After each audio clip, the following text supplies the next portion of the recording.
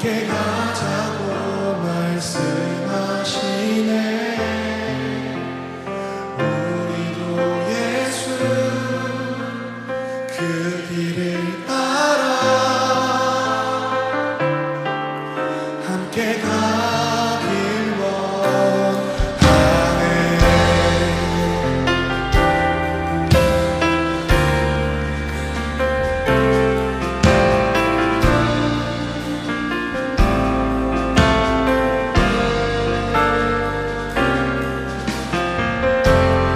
우리의 성품이 더 낮은 곳으로, 우리의 고백이 더 낮은 곳으로 쓰러져 있는 그들을 향해 당신이 그 낮은 곳으로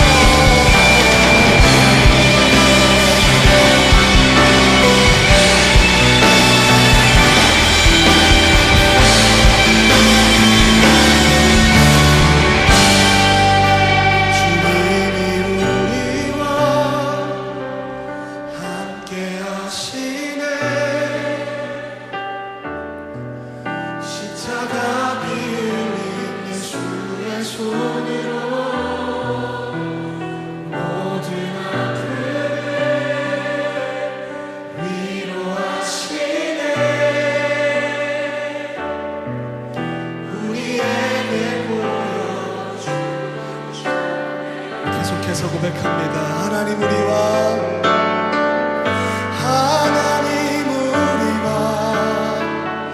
영원히 함께 하시네. 꿈 없는 우리의 그 나라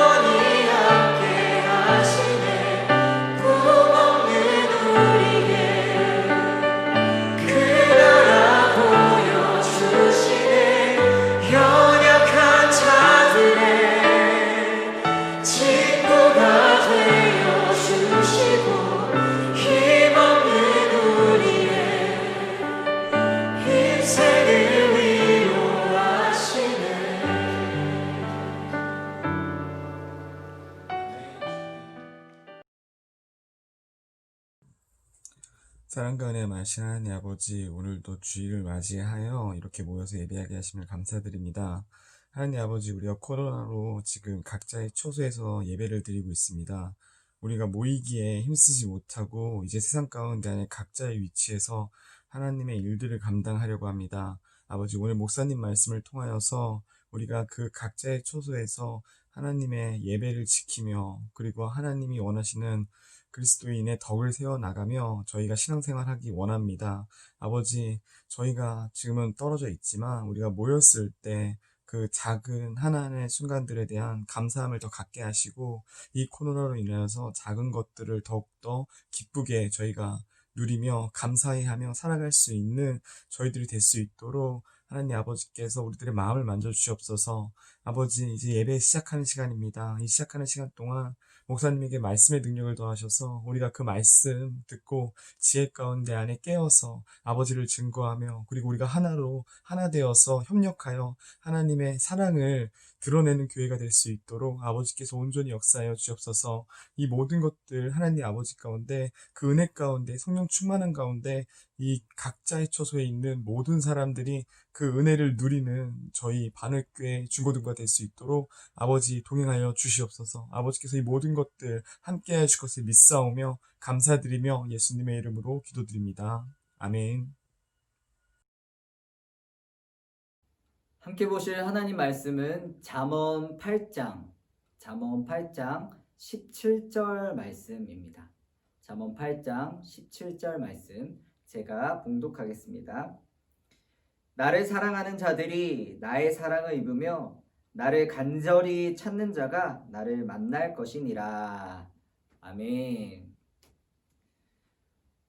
중고등부 친구들 또 선생님들 만나서 반갑습니다. 한 주간 어떻게 보내셨나요?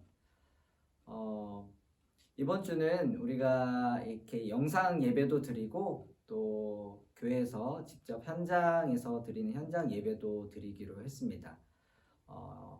영상 예배나 현장 예배 이 둘 다 모든 예배 가운데 우리 모두에게 하나님의 크신 은혜가 풍성히 넘치는 그런 시간 되기를 주님의 이름으로 축복합니다. 여러분 혹시 이 선수를 아시나요? 윤성빈 선수인데요. 2018년도에 평창 동계올림픽 경기에서 스켈레톤이라는 경기에서 금메달을 차지했던 선수이죠. 저는 그 당시에 이 스켈레톤이라는 것을 처음 들어봤을 정도로 다소 생소하고 낯선 경기였지만 보는 내내 긴장감, 또 스릴, 재미까지 있어서 참 좋았어요. 거기에다가 금메달까지 따서 더 좋았고요.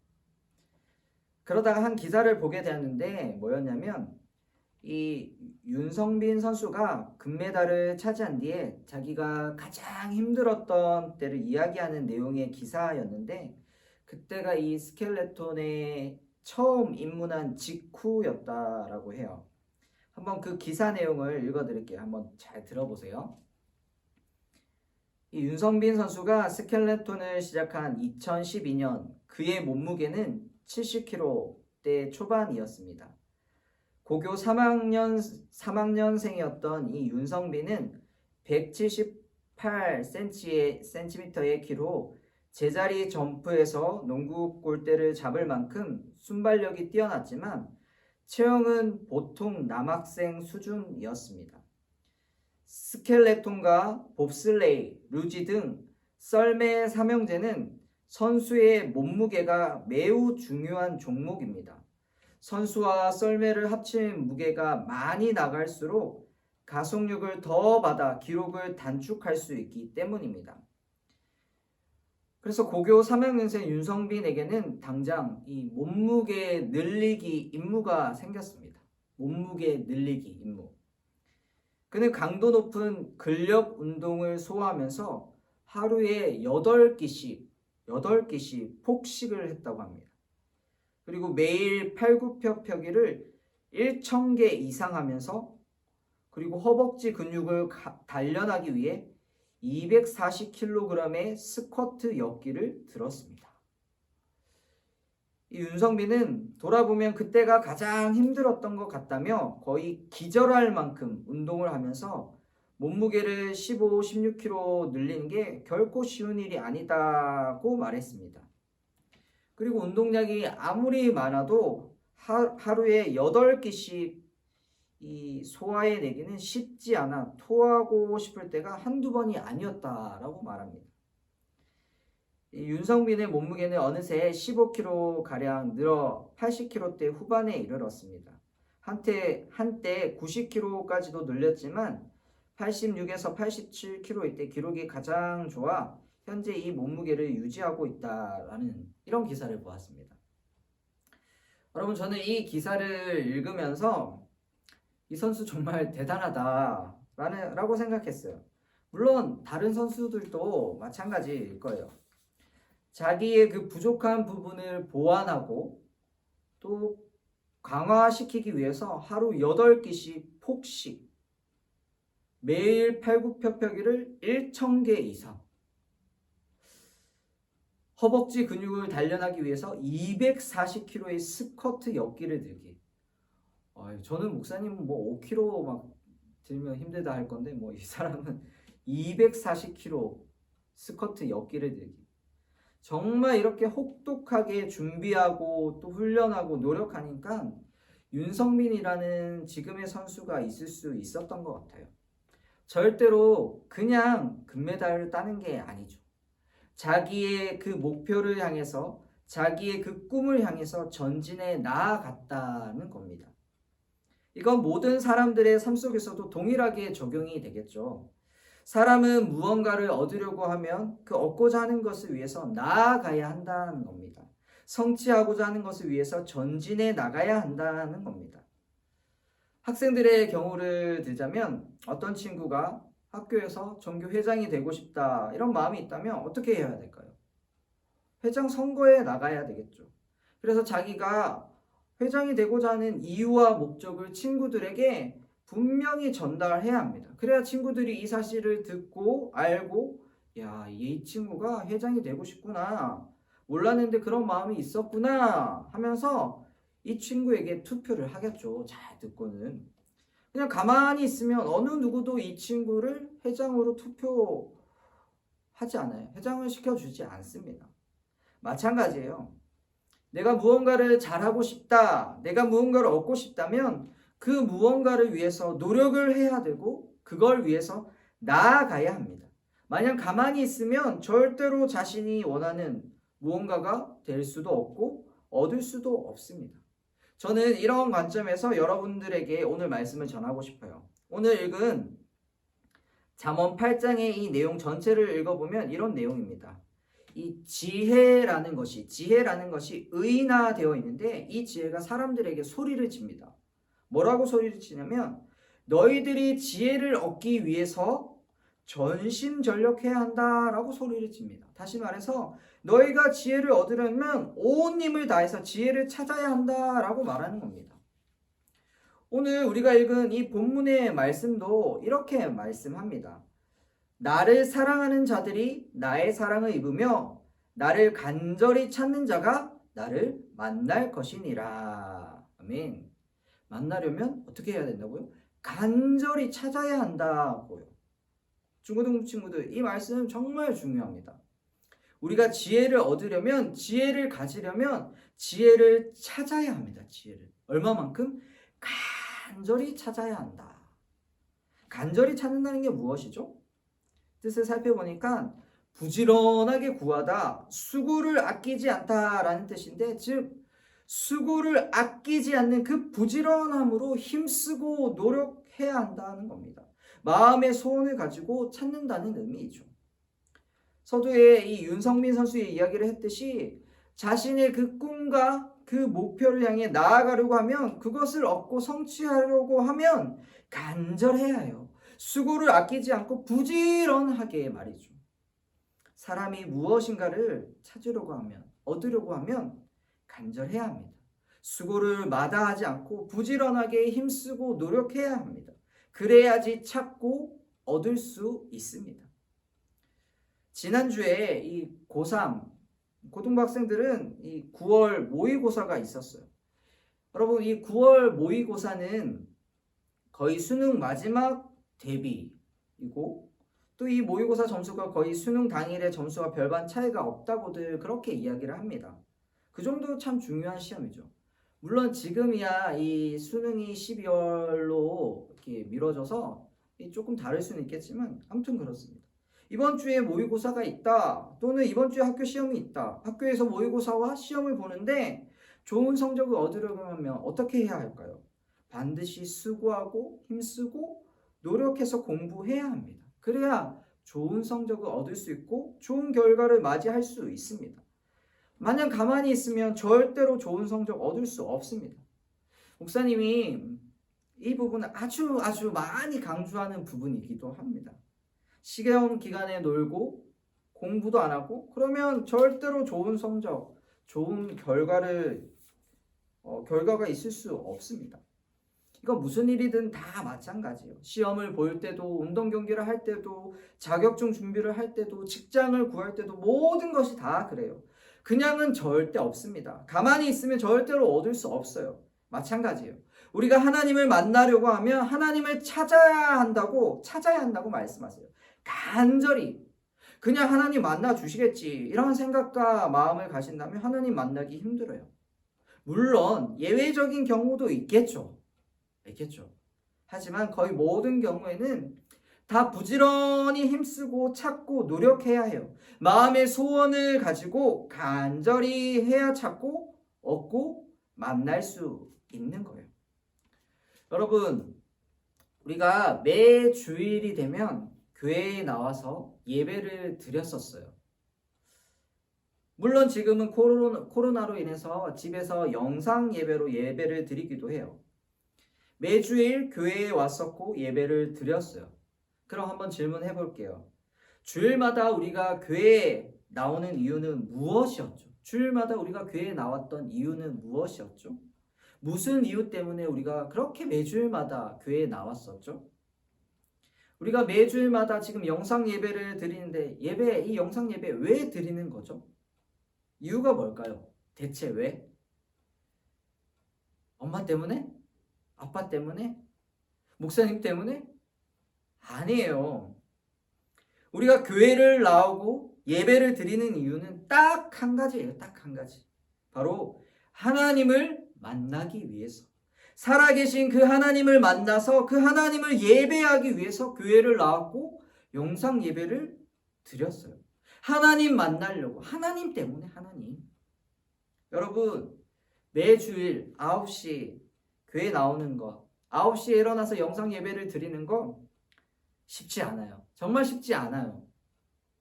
토요일에 일찍 자야 돼요. 더 놀고 싶은데 일찍 잠자리에 들어야 돼요. 그럼 만약에 늦게 잤다면 일어나는 거 더 쉽지 않아요. 매주 아침마다 진짜 일어나기 힘든데도 불구하고 일어나서 교회를 나오거나 집에서 영상 예배를 드리는 이 모든 것이 다 하나님을 만나려고 그러는 거예요. 하나님을 만나려고. 이게 달리 생각하면 수고하고 부지런하게 힘쓰는 거예요. 우리가 노력하는 거예요.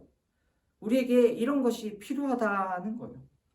하나님은 우리가 하나님을 간절히 찾기를 원하세요. 왜냐하면 하나님은 우리를 만나 주시려고 기다리고 계신 분이시기에 그래요. 그러기에 우리는 하나님을 찾아야 해요. 하나님 만나려는 간절한 마음을 가지고 있어야 해요. 간절한 마음. 그럴 때 하나님은 우리를 만나주세요. 정말로 만나주세요. 놀라운 축복이죠. 우리가 찾으면 정말 만나주세요. 예전에 한번 고등부에서 이런 이야기를 했었는데 다시 한번 이야기를 하려고 합니다. 목사님이 지금은 이 결혼해서 가정을 이루고 있지만 결혼하기 전에 청년일 때, 솔로일 때 정말 마음에 간절한 소원이 있었죠. 그게 뭐냐면 좋은 사람을 만나서 결혼하는 거. 이게 저의 간절한 마음의 소원이었어요. 그래서 하나님께 기도를 엄청 많이 했어요. 시간만 나면 기도하고 또 기도하고 그랬어요. 제가 이때만큼 열심히 기도한 적도 별로 없었을 거예요. 진짜 간절히 기도했어요. 그리고 또 한 가지 더 한 것이 있는데 그게 뭐냐면 주변에 제가 이제 목사님들 또 전도사님들한테 가서 틈만 나면 좋은 사람 있으면 소개시켜 달라고 부지런히 그렇게 이야기를 했어요. 그랬더니 어떤 분들은 알겠다고, 또 어떤 분들은 아이 전에도 그 얘기 했잖아, 또 어떤 분들은 주변에 아는 사람이 없는데 그렇게 이야기를 했어요. 제가 그 이야기를 들으면서도 계속 그분들에게 이야기를 했거든요. 소개시켜 달라고 열심히 부탁하고 그랬어요. 그런데 정말 뜻밖의 일이 일어났어요. 그게 뭐냐면 제가 그렇게 열심히 많이 부지런히 이야기를 했는데도 불구하고 정말 딱 한 분 빼고는 아무도 아무런 반응도 관심도 없더라고요. 참 충격이었고 마음이 그랬어요. 그래서 그 이후로 한동안 제가 소개시켜달라고 이야기도 안 하고 그랬는데, 근데 진짜 뜻밖의 제가 정말 신경 쓰지 않았던 한 목사님이 저를 부르시더라고요. 오신 지 얼마 안 되신 목사님이셨는데 이렇게 이야기를 하더라고. 이런 자매가 있는데 혹시 소개받아 보겠냐고 막 이렇게 얘기를 하시더라고요. 그때 제 기분이 얼마나 막 좋고 기쁘던지 뭐라고 했냐면 네! 무조건 네! 그랬어요. 상황이 막 복잡했거든요. 근데 무조건 네! 그랬어요. 그리고 이후에 이런저런 과정들이 있었는데 그건 생략하고 결국 지금의 사랑스러운 아내를 만나게 되었고 결혼까지 하게 되었어요. 너무나도 좋은 아내를 말이죠. 제가 그때 깨달은 것이 있는데 그게 뭐냐면 정말 하나님 말씀처럼 간절히 찾을 때 만날 수 있구나. 간절히 찾을 때 만날 수 있구나라는 걸 알았어요. 진짜 그렇더라고요. 중고등부 친구들, 저는 여러분들이 다른 것 말고 정말로 간절히 하나님을 찾았으면 좋겠어요. 여러분 마음에 하나님을 만나고 싶은 마음이 가득 차고 넘쳤으면 좋겠어요. 우리가 세상 속에서 살아갈 때 하나님을 만나지 못하고 살아간다. 하나님을 경험하지 못하고 살아간다. 교회를 나오고 영상 예배를 드리지만 정말 하나님을 잘 모르겠어요. 하나님 모르겠어요. 여러분, 그것만큼 불행한 인생이 없어요. 하나님을 만나지 못하면, 하나님을 알지 못하면 진짜 인생이 재미가 없어요. 참된 기쁨, 참된 소망, 참된 평안 경험할 수도 없고요. 우리 모두는 하나님으로 인해서 살아가는 존재인데, 하나님으로 인해서 기뻐하며 살아갈 수 있는 존재인데, 하나님 때문에 살아가는 존재인데, 하나님을 모르면 절망이죠. 실패죠. 그러기에 우리 중고등부 친구들은 다 하나님을 만나야 해요. 하나님을 다 만나고 하나님을 경험해야 돼요. 그게 진짜 축복된 인생입니다. 그러기 위해서 오늘 말씀처럼 하나님을 찾으세요. 하나님, 저 만나주세요 라고 간절히 기도하세요. 성경 말씀을 읽으면서 영상 예배를 드리면서 기도하면서 찬양 시간에 하나님 저 만나주세요 라고 간절히 하나님을 찾으세요. 그러면 하나님은 반드시 여러분을 만나 주실 거예요. 살아계신 하나님을 만난 사람은 인생이 달라집니다. 정말 달라집니다. 삶의 목적을 알게 되고 내가 무엇 때문에 하루하루를 사는지 분명히 발견하게 됩니다. 또한 하나님을 만나면 인생이 즐겁고 또 기쁘고 감사해집니다. 하나님을 만나면 말이죠. 말씀을 맺겠습니다. 하나님은 우리가 하나님 찾기를 원하십니다. 간절히 수고하고 부지런하게 찾기를 원하십니다. 그러면 하나님은 우리를 만나 주신다고 약속하셨습니다. 우리 인생의 매 순간순간마다 하나님을 간절히 찾아서 우리 인생의 참 주인 되시고 참 소망 되시는 그 예수 그리스도를 만나서 하나님의 그 참 사랑과 큰 은혜를 다 누리며 살아가는 우리 중고등부 친구들, 선생님들 다 되기를 주님의 이름으로 축복합니다. 기도하겠습니다. 하나님, 오늘 이 예배를 통해서, 이 말씀을 통해서 하나님 만나기 원합니다. 하나님을 정말 만나기 원합니다. 하나님을 만나기 위해서 나 또한 하나님을 간절히 찾을 수 있도록 도와주시옵소서.